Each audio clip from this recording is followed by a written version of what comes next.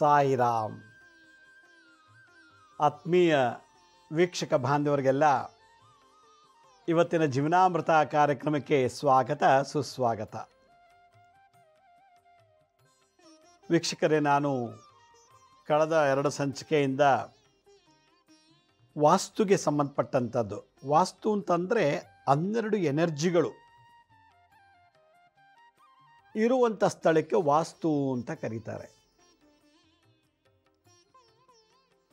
ಮನೆ ಒಳಗೆ ಪಿತೃದೇವತೆಗಳ ಶಾಪ ಇದ್ದಾಗ ಮನೇಲಿ ಭಾಳಷ್ಟು ಗೊಂದಲ ಕಿರಿಕಿರಿ ಎಲ್ಲ ಇರ್ತದೆ. ಅದಕ್ಕೇನು ಮಂತ್ರ ತಂತ್ರ ಮಾಡಬೇಕು ಅಂತ ನಾನು ಹೇಳಿದ್ದೆ. ಮೊನ್ನೆ ಎಪಿಸೋಡ್ನಲ್ಲಿ ಮನೆ ಒಳಗೆ ಆಕ್ಸಿಡೆಂಟ್ ಆಗ್ತಿರ್ತದೆ. ಮನೆ ಒಳಗಡೆ ಆಕ್ಸಿಡೆಂಟು, ಇಲ್ಲ ಎಲೆಕ್ಟ್ರಿಕ್ ಆಕ್ಸಿಡೆಂಟ್ ಆಗ್ಬೋದು, ಗ್ಯಾಸ್ ಸಿಲಿಂಡರ್ ಬ್ಲಾಸ್ಟ್ ಆಗ್ಬೋದು, ಬಾಯ್ಲರ್ ಅಂದರೆ ಗ್ಲೀಸರ್ ಬ್ಲಾಸ್ಟ್ ಆಗಿ, ಅಥವಾ ತರಕಾರಿ ಕಟ್ ಮಾಡುವಾಗ ಏನೋ ಒಂದು ಬಿದ್ದು, ಏನೋ ಬಚ್ಚ ಮನೆಯಲ್ಲೋ ಹಾಲಲ್ಲೋ ಅಡುಗೆ ಮನೆಯಲ್ಲೋ ಎಲ್ಲೋ ಒಂದು ಕಡೆ ಬಿದ್ದು ಏನೋ ಒಂದಾಗಿ ಶರೀರಕ್ಕೆ ನ್ಯೂನ್ಯತೆ, ಅಂಗವಿಕಲತೆ ಮನೆ ಒಳಗೆ ಬಂದುಬಿಡುತ್ತೆ. ಈಗ ರಸ್ತೆಯಲ್ಲಿ ಹೋಗಿ ಬರುವಾಗ ಆಕ್ಸಿಡೆಂಟ್ ಆಗೋದು, ಪೇಟೆ ಸಾಮಾನು ತರಕೆ ಅಂತ ಮಾರ್ಕೆಟ್ಗೆ ಹೋಗ್ತೀವಿ, ಅಲ್ಲಿ ಆಕ್ಸಿಡೆಂಟ್ ಆಗ್ತದೆ. ಯಾತ್ರೆಗೆ ಅಂತ ಹೋದಾಗ, ಟ್ರಿಪ್ಗೆ ಅಂತ ಹೋದಾಗ, ಯಾವುದೋ ಒಂದು ಫಂಕ್ಷನ್ಗೆ ಅಂತ ಹೋದಾಗ ಆಕ್ಸಿಡೆಂಟ್ ಆಗಿ ಏನೋ ಒಂದು ತೊಂದರೆ ಆಗ್ತದೆ. ಇಲ್ಲಿ ನಾವು ಮನೆ ಒಳಗಿದ್ದಾಗಲೇ ಆಕ್ಸಿಡೆಂಟ್ ಆಗುತ್ತೆ. ಆಗ ಏಕಾಗತ್ತೆ, ಯಾಕೆ ಮಾಡಬೇಕು, ಏನು ಮಾಡಬೇಕು ಅನ್ನೋದನ್ನೆಲ್ಲ ನೆನ್ನೆ ಸಂಚಿಕೆಯಲ್ಲಿ ತಿಳಿಸ್ಕೊಟ್ಟಿದ್ದೆ ನಾನು. ಇವಾಗ ಭಾಳ ಇಂಪಾರ್ಟೆಂಟ್ ಸಬ್ಜೆಕ್ಟ್ ಇದು ಇವತ್ತು ನಾನು ತೊಗೊಂಬಂದಿರೋದು. ಮನೆ ಒಳಗೆ ಇದಕ್ಕಿದ್ದಾಗೆ ಬಿದ್ದೋ ಅಥವಾ ಏನೋ ಯಾರೋ ಹೊಡೆದೋ ತಳ್ಳಿಬಿಟ್ಟೋ ಏನೋ ಮಾಡಿ ನಮಗೆ ಹಾಸ್ಪಿಟ್ಲಿಗೆ ಅಡ್ಮಿಟ್ ಆಗೋ ಥರ ಮಾಡಿಬಿಡ್ತಾರೆ. ಹಾಸ್ಪಿಟಲ್ಗೆ ಅಡ್ಮಿಟ್ ಆಗೋ ಥರ ಮಾಡಿಬಿಡ್ತಾರೆ. ಇನ್ನೊಂದು, ರಸ್ತೆಯಲ್ಲಿ ಹೋಗ್ತಾ ಇರ್ತೀವಿ, ಆಕ್ಸಿಡೆಂಟ್ ಆಗುತ್ತೆ, ಪ್ರಾಣ ಇರುತ್ತೆ, ಆದರೆ ನೆನಪಿರಲ್ಲ ಏನುವೆ. ಸಡನ್ನಾಗಿ ಅವನ್ನ ಹಾಸ್ಪಿಟ್ಲಿಗೆ ಅಡ್ಮಿಟ್ ಮಾಡಿ ICUಗೆ ಹಾಕ್ಬಿಡ್ತಾರೆ. ICUನಲ್ಲಿ ಅಡ್ಮಿಟ್ ಮಾಡಿಬಿಡ್ತಾರೆ. ಮನೇಲಿ ಇದ್ದಕ್ಕಿದ್ದಾಗ ಬಿದ್ದೋ ಏನೋ ಹೆಚ್ಚು ಕಮ್ಮಿ ಆಯಿತು, ತೊಗೊಂಡಾಗ ಅವನ್ನ ICUಗೆ ಅಡ್ಮಿಟ್ ಮಾಡಿಬಿಡ್ತಾರೆ. ICUನಲ್ಲಿ ಎಕ್ಸ್ಟರ್ನಲ್ ಎನರ್ಜಿ ಮೂಲಕ ಪ್ರಾಣನ ಮೂಗುಗೆ ಆಕ್ಸಿಜನ್ ಮೂಲಕ ಕೊಟ್ಟು ಅವ್ರನ್ನ ಹೆಂಗೋ ಟ್ರೀಟ್ ಮಾಡ್ತಾ ಇರ್ತಾರೆ. ಈ ಥರದ್ದು ನಾವು ಭಾಳಷ್ಟು ಜನ ನೋಡಿ, ನಮ್ಮ ಕುಟುಂಬದಲ್ಲಿ ಅಥವಾ ನಮ್ಮ ಫ್ಯಾಮಿಲಿಯೋ ಫ್ರೆಂಡ್ಸಲ್ಲೋ ಬಂಧುಗಳ ಯಾರೋ ಮನೇಲಿ ನಮ್ಮ ಯಜಮಾನರು 1 ತಿಂಗಳಿಂದ ICUನಲ್ಲೇ ಇದ್ದಾರೆ, ಅವ್ರಿಗಿನ್ನೂ ಪ್ರಜ್ಞೆ ಬಂದಿಲ್ಲ, ಉಸಿರಾಡ್ತಿದ್ದಾರೆ, 1 ತಿಂಗಳಿಂದ ICUನಲ್ಲೇ ಇಟ್ಕೊಂಡಿದ್ದಾರೆ, ಲಕ್ಷಾಂತರ ರೂಪಾಯಿ ಖರ್ಚು ಮಾಡ್ತಾಯಿದ್ದೀವಿ, ಇನ್ನೂ ಚೇತರಿಸ್ಕೊಂಡಿಲ್ಲ ಅಂಥೇಳಿ ಪಾಪ ಒಂದು ಹೆಂಗಸು ಒಬ್ಬರ ಹತ್ರ ಹೇಳ್ಕೊತಾ ಇದ್ದಾಳೆ. ನನ್ನ ಮಗ ರಸ್ತೆಯಲ್ಲಿ ಹೋಗ್ತಿದ್ದ, ಆಕ್ಸಿಡೆಂಟ್ ಆಗೋಯ್ತು, ಅಡ್ಮಿಟ್ ಮಾಡಿದ್ದೀವಿ, ಅವನಿಗಿನ್ನೂ ಪ್ರಜ್ಞೆ ಬಂದಿಲ್ಲ, ICUನಲ್ಲಿ ಇಟ್ಟಿದ್ದಾರೆ, ICUನಲ್ಲಿ ಟ್ರೀಟ್ಮೆಂಟ್ ನಡೀತಾ ಇದೆ, 2 ತಿಂಗಳಾದ್ರೂ ಅವ್ನಿಗಿನ್ನೂ ಇದಾಗಿಲ್ಲ, ICUನಲ್ಲಿದ್ದಾನೆ, ಏನು ಮಾಡೋದು? ಈ ಕಡೆ ಅವನು ಚೇತರಿಸ್ಕೋತೂ ಇಲ್ಲ, ಈ ಕಡೆ ದುಡ್ಡು ನಮ್ಮ ಕೈಲಿ ಕಟ್ಟೋಕ್ಕೂ ಆಗ್ತಿಲ್ಲ, ದಿನಕ್ಕೆ ಎಷ್ಟು 1000 ರೂಪಾಯಿ ಬಿಲ್ ಮಾಡ್ತಾರೆ ಹಾಸ್ಪಿಟ್ಲಲ್ಲಿ, ICUನಲ್ಲಿ ಇದ್ದಾನೆ, ಏನು ಮಾಡೋದು ಅಂತ ಹೇಳಿ ಭಾಳ ದುಃಖ ಪಡ್ತೀವಿ ನಾವು. ಮನೆ ಒಳಗೆ ಬಿದ್ದು ಅಥವಾ ಏನೋ ಒಂದಾಯಿತು, ICUನಲ್ಲಿ ಹೋದರು. ಇವರು ಮನೆಯಿಂದ ಹೊರಗಡೆ ವಾಸ್ತು, ಮನೆಯಲ್ಲ ಹೊರಗಿನ ವಾಸ್ತು, ರಸ್ತೆಯಲ್ಲಿರ್ಬೋದು. ಆಕ್ಸಿಡೆಂಟ್ ಆಗಿದ್ದಾಗ ಅವ್ರಿಗೆ ಒಂದು ರೀತಿ ಪ್ರಪಂಚ ಜ್ಞಾನ ಇಲ್ಲ, ಪ್ರಾಣ ಮಾತ್ರ ಆರ್ಟಿಫಿಷಿಯಲ್ ಆಗಿ ಹೋಗ್ತಾ ಇದೆ, ಗಾಳಿ ಮಾತ್ರ ಅವರು ICUನಲ್ಲಿ ಮೂಗಿಗೆ ಆಕ್ಸಿಜನ್ ಕೊಟ್ಟು ಬದುಕಿಸ್ತಾ ಇದ್ದಾರೆ ಅಷ್ಟೇ. ಈಗ ಬದುಕ್ತಾನೋ ಇಲ್ಲ ಸತ್ತೋಗ್ತಾನೋ ಅನ್ನೋದು ಗ್ಯಾರಂಟಿ ಡಾಕ್ಟ್ರಿಗೂ ಗೊತ್ತಿಲ್ಲ. ಅವರೇನೋ ಟ್ರಯಲ್ ಮಾಡ್ತಾ ಇದ್ದಾರೆ, ಅದು ಇದು ಕೊಟ್ಟು ಟ್ರೈ ಮಾಡೋಣ, ಆದರೆ ಬದುಕಲಿ ಇಲ್ಲಂದ್ರೆ ಇಲ್ಲ ಅಂಥೇಳಿ. ಈ ರೀತಿ ಸಿಚುವೇಶನ್ನ ಭಾಳಷ್ಟು ನೋಡಿದ್ವಿ. ಇವತ್ತು ನಮಗಾಗಿಲ್ಲದೆ ಇರ್ಬೋದು, ಬೇರೆಯವ್ರಿಗಾಗಿದೆ, ನಾವು ಕಣ್ಣಲ್ಲಿ ನೋಡಿದ್ದೀವಿ, ICUನಲ್ಲಿದ್ದಾರೆ ಅಂತ ಗೊತ್ತಾಗಿದೆ. ನಾನು ನಮಗೆ ಬಂದುಬಿಟ್ರೆ ICU ಅನ್ನೋದು ಒಂದು ವಾಸ್ತು. ICU ಅಂತ ಹೇಳ್ತೀವಲ್ಲ ಹಾಸ್ಪಿಟ್ಲಲ್ಲಿ, ಎಮರ್ಜೆನ್ಸಿದು, ಅಲ್ಲೂ ಕೂಡ ಅದೊಂದು ವಾಸ್ತು. ಅಲ್ಲಿಗೋದ್ರೆ ಬದುಕ್ತಾರೆ ಅಂತ ಏನು ಗ್ಯಾರಂಟಿ? ಎಷ್ಟೋ ಜನ ಐಸಿಯುನಲ್ಲಿ ತಿಂಗಳಗಟ್ಟಲೆ ಇದ್ಮೇಲೆ ಸತ್ತೋಗ್ಬಿಟ್ಟಿದ್ದಾರೆ. ಎಷ್ಟೋ ಮಂದಿ ಐಸಿಯುನಲ್ಲಿದ್ದು ಸತ್ತೋಗ್ಬಿಟ್ಟಿದ್ದಾರೆ. ಅಲ್ಲಿಗೋದ್ಮೇಲೆ ವಾಪಸ್ ಬರ್ತೀವಿ ಅಂತ ಏನು ಗ್ಯಾರಂಟಿ? ನಾನಿಲ್ಲಿ ಇವತ್ತು ಜ್ಯೋತಿಷ್ಯ ಹೇಳ್ತಿಲ್ಲ, ವಾಸ್ತು ಬಗ್ಗೆ ಮಾತಾಡ್ತಿಲ್ಲ. ಇವತ್ತಿನ ಒಂದು ಬರ್ನಿಂಗ್ ಟಾಪಿಕ್, ಇವತ್ತು ನಮ್ಮಲ್ಲಿ ಯಾರೂ ಐಸಿಗೆ ಹೋಗಿಲ್ಲ, ನಾವು ಅಡ್ಮಿಟ್ ಆಗಿಲ್ಲ ಅಂತ ಒಂದು ಅಹಂಕಾರದ ನಾವು ಮಾತಾಡ್ತೀವಿ. ಅದೇ ಅಹಂಕಾರ ರಿವರ್ಸ್ ಆಗಿಬಿಟ್ರೆ ನಾವೇ ಯಾವಾಗಲೂ ಹೋಗಿ ಐಸಿಯುಗೆ ಅಡ್ಮಿಟ್ ಆಗಬೇಕಾಗಿ ಬರುತ್ತೋ ಏನೋ. ಅದಕ್ಕೆ ಪ್ರಾಣ ಇನ್ನೇನು ಹೋಗ್ತಾ ಇದೆ ಅನ್ನೋ ಸ್ಥಿತಿಲಿದ್ದಾಗ ನಾವು ಎಷ್ಟು ಕೋಟಿ ಕೊಟ್ಟರು ಪ್ರಾಣ ವಾಪಸ್ ಬರುತ್ತಾ ಅಥವಾ ಹೊಟ್ಟೋಗುತ್ತೋ ಗೊತ್ತಿಲ್ಲ. ಪ್ರಾಣ ಹೋಗೋದಾದರೆ ಲಕ್ಷಾಂತರ ರೂಪಾಯಿ ಬಿಲ್ ಯಾಕೆ ಕಟ್ಟಬೇಕು ನಾವು ಹಾಸ್ಪಿಟ್ಲಿಗೆ ಐಸಿಯುನಲ್ಲಿ ಇಟ್ಕೊಂಡು? ಅವರು ಬರ್ಬೋದು, ನಾವು ಟ್ರೈ ಮಾಡ್ತೀವಿ ಅಂತಂದರೆ ಡಾಕ್ಟ್ರು ಮಾಡಿ ಮಾಡಿ ಮಾಡಿ ಕೊನೆಗೆ 1-2 ತಿಂಗಳಾದರೂ ಕೂಡ ಕೊನೆಗೆ ಹೇಳ್ತಾರೆ ನಾವೇನು ಮಾಡೋಕ್ಕಾಗಲ್ಲ, ಕರ್ಕೊಂಡೋಗ್ಬಿಡಿ ಮನೆಗೆ, ಇದೇ ಫೈನಲ್ ಸ್ಟೇಜ್ ಅಂದ್ಬಿಡ್ತಾರೆ. 2 ತಿಂಗಳಾದಮೇಲೆ, 1 ತಿಂಗಳಾದಮೇಲೆ. ಇಷ್ಟೆಲ್ಲ ಲಕ್ಷಾಂತರ ರೂಪಾಯಿ ಖರ್ಚು ಮಾಡಿ ಈಗೇನು ಮಾಡೋಕ್ಕಾಗಲ್ಲ, ತೊಗೊಂಡೋಗಿ ವಾಪಸ್ಸು ಮನೆಗೆ ಪೇಷಂಟ್ನ ತೊಗೊಂಡೋಗಿ ಅಂದರೆ ಎಷ್ಟು ಬೇಜಾರಾಗುತ್ತೆ, ಎಷ್ಟು ದುಃಖ ಆಗುತ್ತೆ, ಎಷ್ಟು ನಷ್ಟ ಆಗುತ್ತೆ. ದುಡ್ಡು ವೇಸ್ಟು, ನಮ್ಮ ಶಕ್ತಿ ವೇಸ್ಟು, ನಮ್ಮ ಟೈಮ್ ವೇಸ್ಟು. ಈ ಮೂರಕ್ಕೂ ಬೆಲೆ ಕಟ್ಟೋಕ್ಕಾಗಲ್ಲ. ನಮ್ಮ ಟೈಮ್ಗೆ, ನಮ್ಮ ಶಕ್ತಿಗೆ, ನಮ್ಮ ಹಣಕ್ಕೆ. ಸಾಲ ಮಾಡಿ, ಮನೆ ಮಾರಿ, ಸೈಟ್ ಮಾಡಿ, ಗದ್ದೆ ಜಮೀನು ಮಾರಿ ತೊಗೊಂಬಂದು ಹಾಸ್ಪಿಟ್ಲಿಗೆ ಹಾಕ್ತಿದ್ದಾರೆ. ಬದುಕಲಿ, ಚೇತರಿಸ್ಕೊಳ್ಳಿ. ಐಸಿಯುಗೆ ಹೋಗಿ ಐಸಿಯುಯಿಂದ ವಾಪಸ್ ಬಂದಿದ್ದಾನೆ ಅಂದರೆ ಏನೋ ಒಂದು ಪುನರ್ಜನ್ಮ ಬಂದಂಗೆ, ಮತ್ತೊಂದು ಸಲ ಹುಟ್ಟುತ್ತಾಗೆ ಅಂತ ನನ್ನ ಪ್ರಕಾರ. ಐಸಿಯುನಲ್ಲಿ ಇದ್ದಾನೆ, ಆದರೆ ಪ್ರಜ್ಞೆ ಇಲ್ಲ, ನೋಡಿದ್ರು ಯಾರು ಇವರು ಗುರ್ತಿಸೋದಿಲ್ಲ. ಆ ಲೆವೆಲಿಗೆ ಈ ಐಸಿಯು ಟ್ರೀಟ್ಮೆಂಟು ನಡೀತಾ ಇದೆ ಇವತ್ತಿನ ದಿವಸ.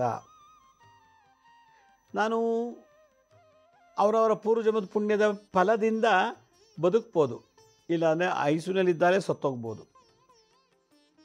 ಇದು ಎಲ್ರಿಗೂ ಗೊತ್ತಿರೋ ವಿಷಯ, ಡಾಕ್ಟ್ರಿಗೂ ಗೊತ್ತು.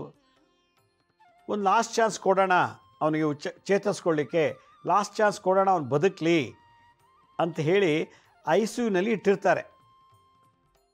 ಆದರೆ ಜಾತಕ ಏನು ಹೇಳುತ್ತೆ, ಅವ್ನಿಗೆ ಮರಣಕಂಟಕ ದೋಷ, ಸಾಯ್ತಾನೆ ಅಂತ. ಆದರೂ ಐಸಿಯುನಲ್ಲಿ ಇಟ್ಟಿರ್ತಾರೆ. ಐಸಿಯುಗೆ ಯಾಕೆ ಹೋಗ್ತೀವಿ ನಾವು? ಅಂಥ ದೊಡ್ಡ ಕರ್ಮ ಏನು ಮಾಡಿದ್ದೀವಿ ನಾವು? ಐಸಿಯುನಲ್ಲೇ ಮಲಗಿ ತಿಂಗಾನುಗಟ್ಟಲೆ ಲಕ್ಷಾನುಗಟ್ಟಲೆ ದುಡ್ಡು ಕೊಟ್ಟು ಅಲ್ಲಿ ಬದುಕುವಂಥದ್ದು ತಪ್ಪೇನು ಮಾಡಿದ್ದೀವಿ ನಾವು? ಯಾಕೆ ನಮಗೆ ಎಷ್ಟೇ ಟ್ರೀಟ್ಮೆಂಟ್ ಕೊಟ್ಟರು ಕೂಡ ಐಸಿಯುನಲ್ಲಿದ್ದರೂ ಕೂಡ ನಾವು ಒಂದೊಂದು ಸಲ ಸತ್ತೋಗ್ಬಿಡ್ತೀವಿ, ಇಲ್ಲ ಬದುಕ್ತೀವಿ. ಐಸಿಯುಯಿಂದ ಏನೋ ಚೇತರಿಸ್ಕೊಂಡು ಅಂತ ಜನರಲ್ ವಾರ್ಡ್ಗೆ ಶಿಫ್ಟ್ ಮಾಡಿಬಿಡ್ತಾರೆ, ಜನರಲ್ ವಾರ್ಡ್ಗೆ ಇಡ್ತಾರೆ. ಅಲ್ಲಿ ಒಂದು 2-3 ದಿನ ಇರ್ತಾರೆ, ಆಮೇಲೆ ಸತ್ತೋಗ್ಬಿಡ್ತಾನೆ. ಇದೊಂದು ಐಸಿಯುನಲ್ಲೇ ಸತ್ತೋಗ್ಬೋದು. ಎರಡನೇದು ಐಸಿಯುಯಿಂದ ಡಿಸ್ಚಾರ್ಜ್ ಮಾಡಿ ಐಸಿಯುಯಿಂದ ಬಂದು ಜನರಲ್ ವಾರ್ಡ್ಗೆ ಶಿಫ್ಟ್ ಮಾಡಿರ್ತಾರೆ, ಒಂದು 2-3 ಒಂದು ವಾರ ಆದಮೇಲೆ ಸತ್ತೋಗ್ಬಿಡ್ತಾರೆ. ಇದಲ್ದೇ ಐಸಿಯುನಲ್ಲಿದ್ದ, ಜನರಲ್ ವಾರ್ಡಲ್ಲಿ 1 ವಾರ 10 ದಿವಸ ಇದ್ದ, ಮನೆಗೆ ಬಂದಮೇಲೆ ಸತ್ತೋಗ್ಬಿಡ್ತಾನೆ. ಇದು 3 ವೆರೈಟಿ. ಇವತ್ತು ನಮ್ಮದು ಬದುಕು, ಜೀವ ಅನ್ನೋ ಒಂದು ಶಕ್ತಿ ಬೆಡ್ ಮೇಲೆ ಆಟ ಆಡ್ತಾ ಇದೆ, ಹಾಸಿಗೆ ಮೇಲೆ. ಅದು ಆಸ್ಪತ್ರೆಯಲ್ಲಿ 12 ಎನರ್ಜಿ ಜೊತೆಗೆ ಇನ್ನೂ ಕೆಲವು ನೆಗೆಟಿವ್ ಎನರ್ಜಿಗಳಿವೆ. ಆಸ್ಪತ್ರೆ ಎಷ್ಟೋ ಜನ ಸತ್ತೋಗಿರೋ ಎನರ್ಜಿ ಇದೆ, ಸುಟ್ಟುಕೊಂಡು ಸತ್ತಿರೋರು, ನೇಣಾಕೊಂಡು ಬಂದು ಅಡ್ಮಿಟ್ ಆಗಿ ಸತ್ತೋಗಿರ್ತಾರೆ, ಆಕ್ಸಿಡೆಂಟ್ ಆಗಿ ಸತ್ತೋಗಿದ್ದಾರೆ. ಬಂದಿಲ್ಲಿ ಆಸ್ಪತ್ರೆಯಲ್ಲಿ ನಾನಾ ರೀತಿಯ ಸಾವುಗಳಾಗಿವೆ. ಆಸ್ಪತ್ರೆನ ನೆಗೆಟಿವ್ ಎನರ್ಜಿ ಸೆಂಟರ್ ಅಂತ ನನ್ನ ಪ್ರಕಾರ. ಇಂಥ ನೆಗೆಟಿವ್ ಸೆಂಟರ್ನಲ್ಲಿ ನಾವು ಯಾಕೆ ಹೋಗ್ತೀವಿ? ಅಲ್ಲೇ ಹೋಗಿ ಯಾಕೆ ಸಾಯ್ತೀವಿ? ಯಾಕೆ ಐಸಿಯುಗೆ ಹೋಗಿ ಅಡ್ಮಿಟ್ ಆಗುವಂಥ ಪರಿಸ್ಥಿತಿ ನನ್ನ ಜಾತಕದಲ್ಲಿ ಬಂದಿದೆ ಅಂತ ಚಿಂತನೆ ಮಾಡಿದಾಗ, ಪೂರ್ವ ಜನ್ಮದಲ್ಲಿ ನಾವು ಯಾರನ್ನಾದರೂ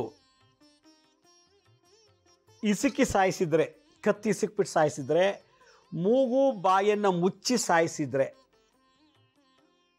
ಮೂಗು ಬಾಯನ್ನು ಮುಚ್ಚಿಬಿಟ್ಟು ಸಾಯಿಸ್ಬಿಟ್ಟಿದ್ರೆ, ಕತ್ತನ ಹಿಸುಕಿ ಸಾಯಿಸಿದರೆ, ಅರ್ಧಂಬರ್ಧ ಜೀವ ಹೋಗೋ ಥರ ಹೊಡೆದ್ಬಿಟ್ಟಿದ್ರೆ, ಚೆನ್ನಾಗಿ ಹೊಡೆದ್ಬಿಟ್ಟು ಬಂದುಬಿಟ್ಟಿರ್ತೀವಿ, ಸತ್ತೋದು ಅಂದ್ಕೊಂಡು ಬಂದುಬಿಟ್ಟಿರ್ತೀವಿ. ಆದರೆ ಅವ್ನು ಸತ್ತಿರಲ್ಲ, ಜೀವ ಇರುತ್ತೆ. ಆ ಥರ ಕೃತ್ಯಗಳನ್ನು, ಕರ್ಮಗಳನ್ನು, ಕ್ರಿಯೆಗಳನ್ನು ಪೂರ್ವಜನ್ಮದಲ್ಲಿ ನಾವು ಯಾವಾಗಲೂ ಮಾಡಿದರೆ ಅದು ಯಾವ ಏಜಲ್ಲಿ ನಾನು ಒಬ್ಬನಿಗೆ ಚೆನ್ನಾಗಿ ಹೊಡೆದ್ಬಿಟ್ಟಿದ್ದೆ, ಪ್ರಾಣ ಹೋಗಿಲ್ಲ ಅಷ್ಟೇ, ಆ ಲೆವೆಲ್ ಹೊಡೆದ್ಬಿಟ್ಟು ಬಂದುಬಿಟ್ಟಿರ್ತೀನಿ. 30ನೇ ವಯಸ್ಸಲ್ಲಿ ನಾನು ಒಬ್ಬನಿಗೆ ಚೆನ್ನಾಗಿ ಕೊಲೆ ಮಾಡಿಲ್ಲ, ಚೆನ್ನಾಗಿ ಹೊಡೆದ್ಬಿಟ್ಟು ಇನ್ನೇನು ನರಳಿ ಸಾಯಬೇಕು, ಆ ಲೆವೆಲ್ಗೆ ತಂದಿಟ್ಬಿಟ್ಟು ಬಂದುಬಿಟ್ಟಿರ್ತೀನಿ ಜಮ್ 30ನೇ ವಯಸ್ಸಿನಲ್ಲಿ. ಈಗ ನಾನು 30ನೇ ವಯಸ್ಸಲ್ಲಿ ಈ ಜಮ್ದಲ್ಲಿ ನಾನು ಐಸಿಯುನಲ್ಲಿದ್ದು ಪ್ರಾಣ ಬಿಡಬೇಕಾಗತ್ತೆ. ಎರಡನೇದು, ಮಲಗಿದಾಗ ಜಮ್ದಲ್ಲಿ ಯಾರೋ ಮಲಗಿರ್ತಾರೆ, ನಾನು ಬೇಕು ಅಂತಲೇ ಯಾವುದೋ ಒಂದು ಆಸ್ತಿಗೋಸ್ಕರ, ದುಡ್ಡುಗೋಸ್ಕರನೋ ಅಥವಾ ದ್ವೇಷ, ಯಾವುದೋ ಒಂದು ದ್ವೇಷದಲ್ಲಿ ಮಲಗಿದಾಗ ಮೂಗು ಬಾಯಿನ ದಿಂಬಲ್ಲಿ ಹಾಕಿ ಅಥವಾ ಬಟ್ಟೆಯಲ್ಲಿ ಹಾಕಿ ಮುಚ್ಚಿಬಿಟ್ಟು ಸಾಯಿಸ್ಬಿಡ್ತೀನಿ ನಾನು 40ನೇ ವಯಸ್ಸಲ್ಲಿ ಜಮ್ದಲ್ಲಿ. ಈಗ ನಾನು 40ನೇ ವಯಸ್ಸಿಗೆ ಬಂದಾಗ ಐಸಿಯುನಲ್ಲಿ ಹೋಗೋ ರೋಗ ಬರ್ತದೆ. ಜಮ್ನಲ್ಲಿ ನೀರಲ್ಲಿ ಮುಳುಗಿಸಿ ಸಾಯಿಸ್ಬಿಟ್ಟಿರ್ತೀನಿ, ಉಸು ಕಟ್ಟು ಸಾಯಿಸ್ಬಿಟ್ಟು ನೀರಲ್ಲಿ ಮುಳುಗಿಸಿ ಸಾಯಿಸ್ಬಿಟ್ಟಿರ್ತೀನಿ. ಚೆನ್ನಾಗಿರೋ ಜೀವನ ನೀರಲ್ಲಿ ಹಾಕಿ ಮುಳುಗಿಸಿ ಪ್ರಾಣ ತೆಗೆದುಬಿಟ್ಟಿರ್ತೀನಿ. ಆ ಥರ ಇತ್ತು ಅಂತಂದರೆ ಐಸಿಯುನಲ್ಲಿ ಹೋಗಿ ಸಾವು ಬರಬೇಕು. ಐಸಿಯು ಒಂದು ಕ್ರಿಟಿಕಲ್ ಪ್ಲೇಸ್, ಅದೊಂಥರ ಡಿಫ್ರೆಂಟ್ ವಾಸ್ತು. ಈ ಐಸಿಯುನಲ್ಲಿ ಬದುಕಿ ಜೀವದ ಬಗ್ಗೆ ಹೋರಾಡ್ತಿದ್ದಾನೆ ಅಂತಂದರೆ ಅವನ ಕರ್ಮ ಹೆಂಗಿರ್ತದೆ ಅಂತ ಲೆಕ್ಕ ಹಾಕಬೇಕು. ಈ ಥರ ಕೃತ್ಯಗಳನ್ನು ನಾವು ಪೂರ್ವಜನ್ಮದಲ್ಲಿ ಮಾಡಿದರೆ ನಮಗೆ ಈ ಜನ್ಮದಲ್ಲಿ ಈ ಥರದ್ದಲ್ಲೇ ಸಾಯಬೇಕು ಅಂತ ಬರ್ತದೆ. ಇದಕ್ಕೆ ವ್ಯಾಳ ಮೃತ್ಯು ಅಂತ ಕರೀತಾರೆ. ವ್ಯಾಳ ಮೃತ್ಯು, ವ್ಯಾಳ ಇಲ್ಲಿ ಬದುಕೋಂಗಿಲ್ಲ, ಸತ್ತೋಂಗಿಲ್ಲ. ಕೊನೆಗೊಂದಿನ ನರಳಿ ಇಡೀ ಸರ್ವಾಂಗನೂ ಪನಿಷ್ಮೆಂಟ್ ಆಗ್ತದೆ. ಕಿಡ್ನಿ ಹೋಯ್ತೀವ್ರಿ ಅಂತಾರೆ ಡಾಕ್ಟ್ರು, ಲಿವರ್ ಡ್ಯಾಮೇಜ್ ಆಗಿದ್ದಾರೆ ಅಂತಾರೆ, BP ಜಾಸ್ತಿ ಆಗಿಬಿಟ್ಟಿದೆ ಅಂತೆ. ಏನೇನೋ ಬೆಡ್ ಮೇಲೆ ಐಸಿಯುನಲ್ಲಿ ಇದ್ದಾಲೇ ಒಂದೊಂದು ಹೊಸ ರೋಗಗಳು ಹೇಳ್ತಾ ಬರ್ತಾರೆ ಡಾಕ್ಟ್ರು. ಸರ್ವ ಅಂಗಾಂಗಗಳು ಡ್ಯಾಮೇಜ್ ಆಗಿ ಕೊನೆಗೆ ಪ್ರಾಣ ಹೊಟ್ಟೋಗ್ಬಿಡ್ತದೆ. ಅದರಿಂದ ಪ್ರಾಣ ಕೊಡೋ ಶಕ್ತಿ ನಮಗಿಲ್ಲ ಅಂದಾಗ ಪ್ರಾಣ ತೆಗೆಯೋ ಹಕ್ಕು ನಮಗಿಲ್ಲ. ಆದ್ದರಿಂದ ಒಬ್ಬನ್ನು ಸಾಯಿಸಬೇಕಾದ್ರೆ 10 ಸಲ ಯೋಚನೆ ಮಾಡಬೇಕು. ನಾಳೆ ನನಗೆ ಯಾವ ಥರ ಸಾವು ಬರ್ತದೆ, ಇವನ್ನ ಸಾಯಿಸಿದ್ರೆ ನಾಳೆ ನಾನು ಹೆಂಗೆ ಸಾಯ್ತೀನಿ, ಯಾವ ರೀತಿ ನನಗೆ ಸಾವು ಬರ್ತದೆ, ಎಷ್ಟು ಖರ್ಚು ಮಾಡಬೇಕು ನಾನು ಸಾಯುವಾಗ, ಯಾವ ಜಾಗದಲ್ಲಿ ನಾನು ಸಾಯ್ತೀನಿ ಅನ್ನೋದು ಚಿಂತನೆ ಮಾಡಿದ್ರೆ ವೈರಾಗ್ಯ ಪ್ರಾಪ್ತಿಯಾಗ್ತದೆ, ಜ್ಞಾನೋದಯ ಆಗ್ತದೆ. ಅದರಿಂದ ಯಾರನ್ನಾರು ಕೊಲೆ ಮಾಡಲಿಕ್ಕೆ ಸುಪಾರಿ ಕೊಟ್ಟರೆ, ಕೊಲೆ ಮಾಡಬೇಕು ಅಂತ ನೀವು ಸಂಕಲ್ಪ ಮಾಡ್ಕೊಂಡಿದ್ರೆ ದಯವಿಟ್ಟು 10 ಸಲ ಚಿಂತೆ ಮಾಡಿ, ನಾನು ಇವ್ರನ್ನ ಸಾಯಿಸಿದ ಮೇಲೆ ನನಗೆ ಎಂಥ ಸಾವು ಬರುತ್ತೆ, ನನ್ನ ರಕ್ತ ವೀರ್ಯದಿಂದ ಹುಟ್ಟಿದಂಥ ಮಕ್ಕಳು ಹೆಂಗೆ ಸಾಯ್ತಾರೆ. ಆದ್ದರಿಂದ ಒಬ್ಬನ ನಾವು ಸಾಯಿಸೋ ಅಧಿಕಾರ ಇಲ್ಲ, ಸಾಯಿಸಬಾರ್ದು. ಮಾನವ ಹತ್ಯೆ, ನರಹತ್ಯೆ ಮಹಾಪಾಪ. ಒಬ್ಬನ್ನ ಸಾಯಿಸ್ಬಿಟ್ಟ ಅಂತಂದರೆ ಸಾವಿರಾರು ಜನ್ಮಗಳ ಕಾಲ ಸಿಂಹ ಹುಟ್ಟಿದ್ದು, ಒಂದು ಸಿಂಹ ಹುಡ್ತಾನೆ ಮತ್ತೆ ಸಾಯ್ತಾ ಮತ್ತೆ ಸಿಂಹ ಹುಡುತ್ತದೆ. ನರ ಸಿಂಹ, ಒಬ್ಬ ಮನುಷ್ಯ ಸಿಂಹ ರೂಪಕ್ಕೆ ಹೋಗ್ತಾನಂತೆ. ಆದ್ದರಿಂದ ಈಗಿನ ಸಿಂಹಗಳು ಕಾಡಲ್ಲಿ ಯಾವಿದೆಯೋ ಅವರೆಲ್ಲ ಕೊಲೆಗಾರರು ಜನ್ಮದಲ್ಲಿ, ಮನುಷ್ಯನ ಸಾಯಿಸಿರೋರು. ಅದಕ್ಕೆ ಅವ್ರನ್ನ ಸಿಂಹದ ರೂಪದಲ್ಲಿ ನಾವು ನೋಡಬೇಕಾಗಿ ಬರ್ತದೆ. ನರಹತ್ಯೆ ದೋಷ ಮಾಡಬಾರ್ದು, ಮಾಡಿದ್ರೆ ಸಿಂಹ ರೂಪಕ್ಕೆ ಹೋಗ್ತೀವಿ. ಸಿಂಹ ಜನ್ಮ, ಸಿಂಹ ಒಂದು. ಸಾಮೂಹಿಕ ಮರಣಗಳನ್ನು ಮಾಡ್ತೀವಿ, ಕುಟುಂಬದವನ್ನೇ ಸಾಯಿಸ್ಬಿಡ್ತೀವಿ ನಾವು. ಈ ಥರದ್ದೇನಾದ್ರು ಮಾಡಿದ್ರೆ ನಾವು ಉದ್ದೇಶಪೂರ್ವಕವಾಗಿ ಸಮುದ್ರದಲ್ಲಿ ಸಾವಿರಾರು ವರ್ಷಗಳ ಕಾಲ ಬದುಕುವಂಥ ತಿಮಿಂಗಿಲ ರೂಪದಲ್ಲಿ ನಾವು ಹುಟ್ಟುಬಿಡ್ತೀವಿ. ಈಗ ಸಮುದ್ರದಲ್ಲಿರುವಂಥ ತಿಮಿಂಗಿಲಗಳು ಯಾರು? ಕುಟುಂಬವನ್ನೇ ಸಾಯಿಸ್ಬಿಟ್ಟಿರ್ತಾರೆ. ಅಂಥವ್ರಿಗೆ ಭೂಮಿ ಮೇಲೆ ಮನುಷ್ಯ ಜೊತೆ ಬಾಳುವಂಥ ಯೋಗ ಬರೋದಿಲ್ಲ. ನೀರೊಳಗೆ ವಾಸ ಮಾಡಬೇಕು, ಅವ್ನು ಜಗತ್ತೇ ನೋಡೋಂಗಿಲ್ಲ, ನೀರೊಳಗೇ ಇರಬೇಕು ತಿಮಿಂಗಿಲ. ಹೀಗಾಗಿ ನಮ್ಮ ಅನುಭವದ ಪ್ರಕಾರ ಯಾಕೆ ಐಸಿಯುಗೆ ಹೋಗ್ತೀವಿ ಅಂತಂದರೆ ಈ ಥರ ಕೃತ್ಯಗಳು ನಮ್ಮ ಜಾತಕದಲ್ಲಿ ಇರ್ತದೆ, ನಮ್ಗೆ ಗೊತ್ತಿರೋಲ್ಲ ಅಷ್ಟೇ. ಕೊನೆಗೆ ಆ ಡೆಡ್ ಬಾಡಿ ತರಬೇಕು ಅಂದರೆ 5-10 ಲಕ್ಷ ಕೊಡಬೇಕು. ಏನ ICU ಚಾರ್ಜ್ ಅಷ್ಟಿದೆ ಇವತ್ತಿನ ದಿವಸ, ಕಾಸ್ಟ್ಲಿ. ಆಯ್ತಪ್ಪ, ICUನಲ್ಲಿ ಇದ್ದ ರಿಕವರಿ ಆದ ಅಂಥೇಳಿ ಜನರಲ್ ವಾರ್ಡಿಗೆ ತಂದು 1 ವಾರ ಅಬ್ಸರ್ವೇಷನ್ ಇಡ್ತೀವಿ ಅಂತೇಳಿ ಇಟ್ಟು ನೋಡ್ಕೊಂಡು ಹೋದ್ಮೇಲೆ ಅಲ್ಲೇ ಸತ್ತೋಗ್ಬಿಡ್ತಾನೆ. ಐ ಸಿ ಯುನಲ್ಲಿ ಇರಬೇಕಾದದ್ದು ಸಾವು ಜನರಲ್ ವಾರ್ಡಿಗೆ ಬಂದ್ಬಿಡ್ತದು ಸಾವು. ಆ ವಾಸ್ತುಗೆ ಬಂತು. ಐ ಸಿ ಯುಯಿಂದ ಜನರಲ್ ವಾರ್ಡಿಂದ ಬಂದಮೇಲೆ ಮನೆ ಕರ್ಕೊಂಡು ಹೋಗ್ತೀವಿ ಅಂತೇಳಿ ಮನೆ ಕರ್ಕೊಂಬರ್ತಾರೆ. ಮನೇಲಿ ನೋಡಿದ್ರೆ ಒಂದು ವಾರಕ್ಕೆ ಚೆನ್ನಾಗಿದ್ದ, ಒಂದು ವಾರ ಆದಮೇಲೆ 7 ದಿವಸ ಅದ್ರ ಕೋಟ ಇರೋದು, 7 days. ಒಂದೊಂದು ಚಕ್ರ ಒಂದೊಂದು ಲೂಸ್ ಆಗ್ತಾ ಹೋಗುತ್ತೆ, ಪ್ರಾಣ ಕಳ್ಕೊಳ್ತಾ ಹೋಗುತ್ತೆ. ಸಪ್ತಚಕ್ರಗಳು. ಮನೆಗೆ ಬಂದು 7 ದಿನಕ್ಕೆ ಡಿಸ್ಚಾರ್ಜ್ ಮಾಡ್ಕೊಂಡು ಬಂದು 7ನೇ ದಿನಕ್ಕೆ ಸಾವು. ಅದರಿಂದ ಯಾರಿಗೂ ಕೂಡ ಇನ್ನೊಬ್ಬರನ್ನ ಸಾಯಿಸಿ ಅಂತ ಹೇಳಬಾರ್ದು, ಸತ್ತೋಗ್ರಿ ಅಂತ ಪ್ರಾರ್ಥನೆ ಮಾಡಬಾರ್ದು, ಸತ್ತೋಗೋಕ್ಕೆ ಅವಕಾಶ ಮಾಡಬಾರ್ದು, ಸಾಯಲಿ ಅಂಥೇಳಿ ಸುಪಾರಿನೂ ಕೂಡ ಕೊಡಬಾರ್ದು, ನಾವು ಸಾಯಿಸಲೂಬಾರ್ದು. ಆಗೇನಾರು ಆಯಿತು ಅಂದರೆ, ಈಗ ನಾನು ಯಾರು ಸಾಯಿಸ್ಬಿಟ್ರೆ ನನ್ನ ಮನೆ, ನನ್ನ ವಂಶ ಮುಂದೆ ಎಲ್ಲರೂ ಕೂಡ ದೊಡ್ಡ ಘೋರ ಹತ್ಯೆದೆಲ್ಲ ಸಾಯ್ತಾರೆ. ಯಾಕಂದ್ರೆ ಒಂದು ನರಹತ್ಯ ನೂರಾರು ಜನ್ಮ ದೋಷಕ್ಕೆ ಸೃಷ್ಟಿ ಮಾಡಿಬಿಡುತ್ತೆ. ಅದಕ್ಕೆ ಪಾಪ ಕಳ್ಕೊಳ್ಳೋಕ್ಕೆ ಸಾಧ್ಯನೇ ಇಲ್ಲ. ಎಲ್ಲಾದರೂ ಪ್ರಯಾಣ ಮಾಡೋಕ್ಕೆ ಹೊರಟಾಗ ಆಕ್ಸಿಡೆಂಟ್ ಆಗಿಬಿಡ್ತದೆ. ಆಕ್ಸಿಡೆಂಟ್ ಆದ ತಕ್ಷಣ ನಮ್ಮನ್ನು ತೊಗೊಂಡೋಗಿ ಯಾವುದೋ ಒಂದು ಹಾಸ್ಪಿಟ್ಲಿಗೆ, ಹತ್ತಿರದಲ್ಲಿ ಹಾಸ್ಪಿಟ್ಲಿಗೆ ಅಡ್ಮಿಟ್ ಮಾಡ್ತಾರೆ. ಡಾಕ್ಟ್ರ್ ತೊಗೊಂಡು ಐ ಸಿ ಯುಗೆ ಹಾಕ್ಬಿಡ್ತಾರೆ. ಆ ಥರ ಸಂದರ್ಭ ಬರಬಾರ್ದು ಅನ್ನೋದಾಗಿದ್ದರೆ, ಅಥವಾ ಬೇರೆ ರೂಪದಲ್ಲಿ ಏನೋ ಬಿದ್ದು ಹೆಚ್ಚು ಕಮ್ಮಿಯಾಗಿ ಜ್ಞಾನ ಹೋಗ್ಬಿಟ್ಟು ಅಡ್ಮಿಟ್ ಮಾಡಿದಾಗ ಐ ಸಿ ಯುನಲ್ಲಿ ಹಾಕಿ ಟ್ರೀಟ್ ಮಾಡ್ತಿರ್ತಾರೆ. ಈ ಥರ ದೋಷ ಬರಬಾರ್ದು ಅಂದರೆ ಪ್ರತಿ ಹುಣ್ಣಿಮೆ ಅಮಾವಾಸ್ಯೆ ದಿವಸ ನಾನೊಂದು ಮಂತ್ರ ತಂತ್ರ ಹೇಳ್ತೀನಿ, ಅದು ಮಾಡಬೇಕು. ಯಾವುದೇ ಕಾರಣಕ್ಕೂ ನಾವು ಐ ಸಿ ಯು ಅನ್ನೋ ಜಾಗಕ್ಕೆ ಹೋಗಿ ಸೇರಿಕೊಂಡು ಆ ವಾಸನ ನೆರಳಿ ಸಾಯೋ ಬದಲು ಮನೇಲೇ ಸತ್ತೋದ್ರೂ ಪರವಾಗಿಲ್ಲ. ಅಷ್ಟೊಂದು ಲಕ್ಷಾಂತರ ರೂಪಾಯಿ ದುಡ್ಡು ಕೊಡೋ ಬದಲು, ಬೇರೆಯವ್ರಿಗೂ ತೊಂದರೆ ಕೊಡೋ ಬದಲು, ಹುಣ್ಣಿಮೆ ಅಮಾವಾಸ್ಯೆ ದಿವಸ ಕಡಲೆಕಾಯಿ ಬೀಜ ತೊಗೋಬೇಕು ಮತ್ತು ಬಾಳೆಹಣ್ಣು ತೊಗೋಬೇಕು. ಬಾಳೆಹಣ್ಣು, ಕಡಲೆಕಾಯಿ ಬೀಜ. ಕಡಲೆಕಾಯಿ ಬೀಜ ಅಂತಂದ್ರೂ ಚಿತ್ರಾನ್ನ, ಪುಳಿಯೋಗರೆಗೆಲ್ಲ ಹಾಕ್ತೀವಿ ನಾವು. ಶೇಂಗಾ ಅಂತ ಕರೀತಾರೆ ಉತ್ತರ ಕನ್ನಡದಲ್ಲಿ. ಶೇಂಗಾ ಮತ್ತು ಬಾಳೆಹಣ್ಣು. 1 kg ಶೇಂಗಾ ಅಥವಾ ಕಡಲೆಕಾಯಿ ಬೀಜ ಗುರುಗ್ರಹ, ಬಾಳೆಹಣ್ಣು ನವಗ್ರಹಕ್ಕೆ ಸಮಾನ ಅಂತ ಹೇಳ್ತಾರೆ. ಎರಡನ್ನೂ ಕೈಲಿಟ್ಕೊಂಡು ನಾವು ಎಲ್ಲರೂ ಪ್ರಯಾಣ ಮಾಡೋಕ್ಕೆ ಹೊರಟಾಗ, ಅದು ಯಾವ್ದಾದ್ರು ಒಂದು ಜಾತ್ರೆಗೆ ಅಂತ ಹೋದಾಗ 1 kg ಕಡಲೆಕಾಯಿ ಬೀಜ ಮತ್ತು ಬಾಳೆಹಣ್ಣು ಕೈಲಿಟ್ಕೊಳ್ಳಿ. 1 ಚಿಪ್ಪು ಬಾಳೆಹಣ್ಣು, ಒಂದು 5-6 ಕೋತಿಗೆ ತಿನ್ನುವಷ್ಟು ಬಾಳೆಹಣ್ಣು ತೊಗೊಳ್ಳಿ. ಪ್ರಾರ್ಥನೆ ಮಾಡಿ, ಓಂ ಹಂ ಹನುಮತೆ ಮುಖ್ಯ ಪ್ರಾಣಾಯ ನಮಃ. ಓಂ ಹಂ ಹನುಮತೆ ಮುಖ್ಯ ಪ್ರಾಣಾಯ ನಮಃ. ಓಂ ಹಂ ಹನುಮತೆ ಮುಖ್ಯ ಪ್ರಾಣಾಯ ನಮಃ. ಮುಖ್ಯ ಪ್ರಾಣ ಅಂತಂದರೆ ಆಂಜನೇಯ. ಇದು ಹೃದಯದಲ್ಲಿ ವಾಸ ಮಾಡುವಂಥ ಗಾಳಿ, ವಾಯು, ಅದು ಪ್ರಾಣ. ಅದೋಯ್ತು ಅಂದರೆ ಶವ ಆಗಿಬಿಡ್ತೀವಿ. ಓಂ ಹಂ ಹನುಮತೆ, ವಿಶುದ್ಧ ಚಕ್ರದಲ್ಲಿ ಇರುವಂಥ ಬೀಜಾಕ್ಷರ ಹಂ ಹನುಮತೆ ಮುಖ್ಯ ಪ್ರಾಣಾಯ ನಮಃ ಅಂಥೇಳಿ ಆ ಶೇಂಗಾ, ಕಡಲೆಕಾಯಿ ಬೀಜ ಮತ್ತು ಬಾಳೆಹಣ್ಣು ಕೈಲಿ ಇಟ್ಕೊಂಡು, ಒಂದು ತಟ್ಟೆಯಲ್ಲಿ ಬಾಳೆಹಣ್ಣು ಕಡಲೆಕಾಯಿ ಬೀಜ ಇಟ್ಕೊಂಡು ಹುಣ್ಣಿಮೆ ಅಮಾವಾಸ್ಯೆ ಜಪ ಮಾಡಿ. ಯಾರು ಐ ಸಿ ಯುನಲ್ಲಿ ಅಡ್ಮಿಟ್ ಆಗಿದ್ದರೆ ಅವ್ರ ವಸ್ತ್ರನ, ಅಡ್ಮಿಟ್ ಆಗಿರ್ತಾರಲ್ಲ ಪೇಷಂಟ್, ಅವ್ರ ವಸ್ತ್ರನ ಕೈಲಿಟ್ಕೊಂಡು ಅದು ತೊಡೆ ಮೇಲೆ ಇಟ್ಕೊಂಡು ಕಡಲೆಕಾಯಿ ಬೀಜ, ಶೇಂಗಾ, ಬಾಳೆಹಣ್ಣು ಇಟ್ಕೊಂಡು ಜಪ ಮಾಡಿ. ಓಂ ಹಂ ಹನುಮತೆ ಮುಖ್ಯ ಪ್ರಾಣಾಯ ನಮಃ. ಓಂ ಹಂ ಹನುಮತೆ ಮುಖ್ಯ ಪ್ರಾಣಾಯ ನಮಃ. ಓಂ ಹಂ ಮಹಾಪ್ರಾಣ. ಓಂ ಹಂ ಹನುಮತೆ ಮುಖ್ಯ ಪ್ರಾಣಾಯ ನಮಃ ಅಂತ ಜಪ ಮಾಡಿಬಿಟ್ಟು ಅದನ್ನು ಕೋತಿಗಳಿರೋ ಜಾಗಕ್ಕೆ ತೊಗೊಂಡೋಗಿ ಕೋತಿಗಳಿಗೆ ಕಪಿಭೋಜನ ಮಾಡಿಸ್ಬೇಕು. ಕಪಿಭೋಜನ ಅಂದ್ರೇನು? ಆ ಶೇಂಗಾ, ಕಡಲೆಕಾಯಿ ಬೀಜ ಕಪಿಗಳು ಕೊಡಬೇಕು, ಬಾಳೆಹಣ್ಣು ಕಪಿ ಕೊಡಬೇಕು. ಅದು ಎಷ್ಟು ತಿಂದು ಜೀರ್ಣ ಮಾಡ್ತಾರೋ ಅಂಥವ್ರು ಐ ಸಿ ಯುನಲ್ಲಿ ಯಾರು ಮಲಗಿರ್ತಾರಲ್ಲ ಪೇಷಂಟು, ಬೇಗ ಚೇತರಿಸ್ಕೊಂಡ್ಬಿಡ್ತಾರೆ.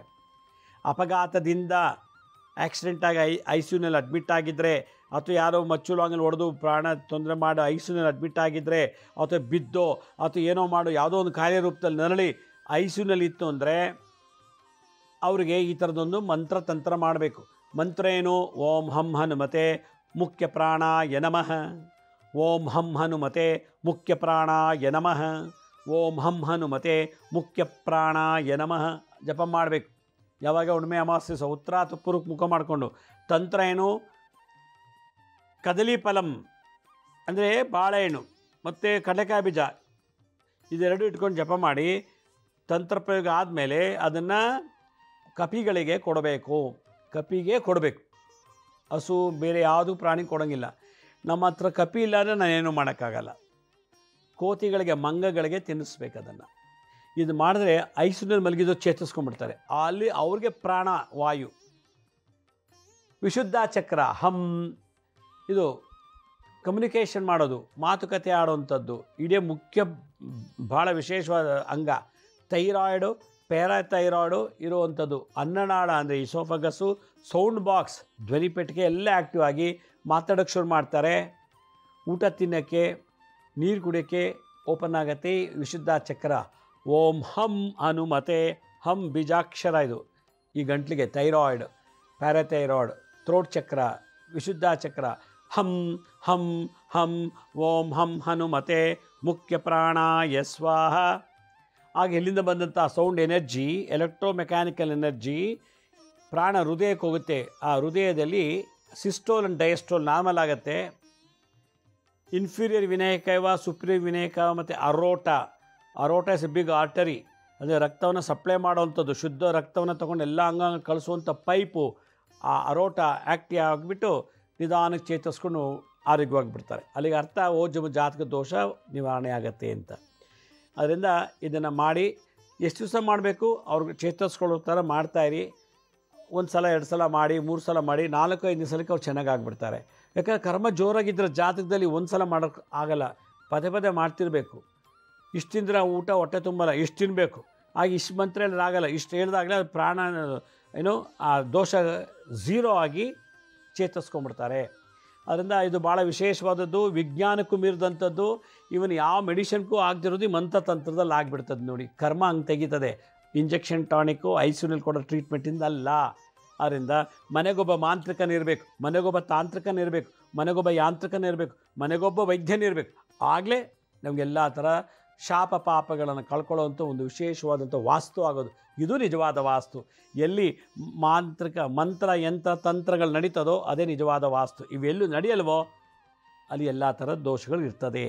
ಆದ್ದರಿಂದ ಇದನ್ನು ನೀವು ಐಸಿಯುನಲ್ಲಿದ್ದಾಗ ಇದನ್ನು ಮಂತ್ರತಂತ್ರ ಮಾಡಿ ಅಂತ ಹೇಳ್ತಾ, ನಮ್ಮ ಹಳೆ ಸಂಚಿಕೆಗಳನ್ನು ಯಾರು ನೋಡೋಕ್ಕಾಗಿಲ್ವೋ ನಮ್ಮ ಶಿರಡಿ ಸಾಯಿ ಭಿಕ್ಷಾ ಕೇಂದ್ರ ಮತ್ತು ಹೆಲ್ತ್ ಸೈನ್ಸ್ ಅಂತ 2 ಯೂಟ್ಯೂಬ್ ಚಾನಲ್ ಇದೆ.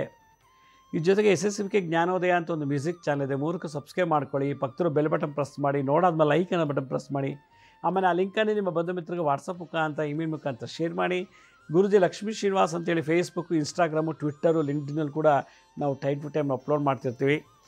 ಅಪಾಯಿಂಟ್ಮೆಂಟ್ಸ್ ಬೇಕಿದ್ದವ್ರಿಗೆ ಸ್ಕೀಮೇ ತೋರಿಸೋದು www.lakshmisrinivas.in ಅಂತ ನೀವೇ ಲಾಗಿನ್ ಆಗಿ ಯಾವ ಡೇಟು ಯಾವ ಟೈಮ್ಗೆ ನೀವೇ ಲಾಗಿನ್ ಆಗ್ಬೋದು, ಬುಕ್ ಮಾಡ್ಕೋಬೋದು ಅಂತ ಹೇಳ್ತಾ ಇವತ್ತಿನ ಸಂಚಿಕೆಯನ್ನು ಮುಗಿಸ್ತೀನಿ. ನಾಳೆ ಗಣಪತಿ ಗೌರಿ ಹಬ್ಬದ ವಿಶೇಷವಾಗಿ ಕೆಲವು ವಿಶೇಷ ಸಂಚಿಕೆಗಳನ್ನು ಮಾಡ್ತೀನಿ, ತಪ್ಪದೆ ನೋಡಿ ಅಂತ ಹೇಳ್ತಾ ಎಲ್ರಿಗೂ ನಮಸ್ಕಾರ. ಸಾಯಿರಾಮ್.